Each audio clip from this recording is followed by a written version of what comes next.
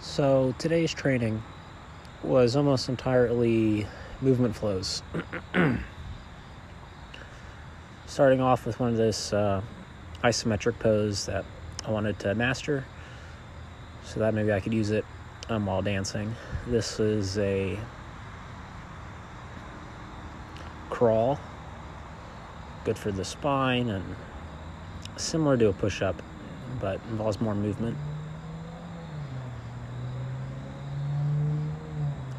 Then working through some bridge positions.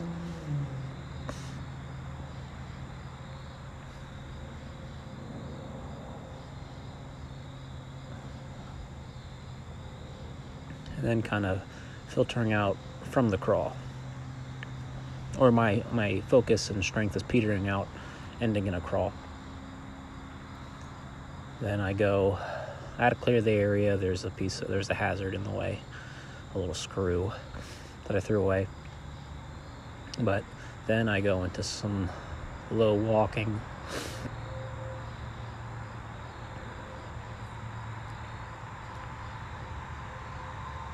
I actually quite like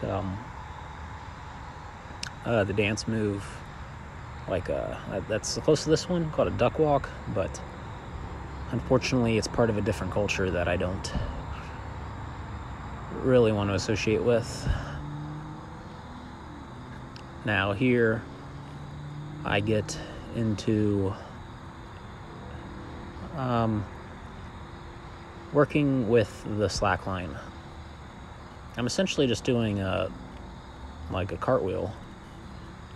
Well, not here, but after this I eventually get into some sort of cartwheel, and I just start crawling along the slack line, just to do some gentle movement that still works on coordination. It's pretty nice that I got it made in the shade, that I can get outside and not get cooked too hard by the sun.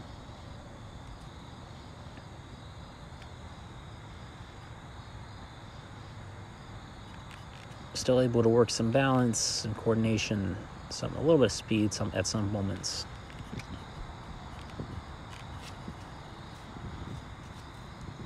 And then eventually I work to getting onto the slack line, just using it traditionally.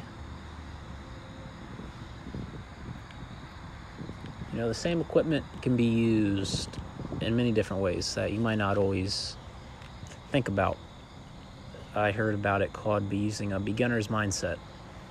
Kind of look at it the way a child would look at it. You give a child a toy, and they're not encumbered by a very long life of conditioned ways of what you might consider the normal way of using something. And when it comes to movement training, there are many valid ways of using any piece of equipment or any object to move across. So sometimes I like to get and come at it from a beginner's mindset, or just kind of play with it like I was a child again. I consider this movement right here I did with the slack line similar to just some stretching. But the first one, I would consider that one strength or mobility, like a very easy level of strength or mobility. But this one I get into some stretching. The legs, I'd say it's very equal parts stretching and the coordination and some balance and speed work. Because the wobbliness of the slack line, also having to move over it without falling, you'd want to move quite fast.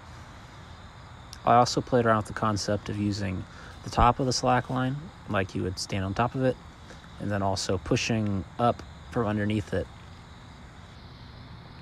like you would, press it to a ceiling if you were a very tall person. Finally, I finish off with some of the hip stretches that I think are the best. I feel like I'm going to do this movement until I can really feel some sort of progress And then I'll get back into using the hips in some of the ways I used to do. But right now, this is just the short-term goal, just to really get this not heavy, but just to really master this movement and build up the hips a bit. So don't forget to like, comment, and subscribe if you enjoy training or improving yourself physically and mentally. That's what I try to work towards here.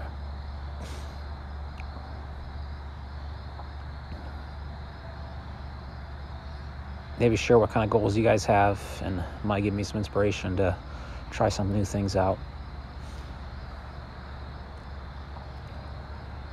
So I finish this up, and then I just do a little bit of strength work with the kettlebell, because I feel that the lightweight actually gives me a better stimulus than the heavier weights some of the time.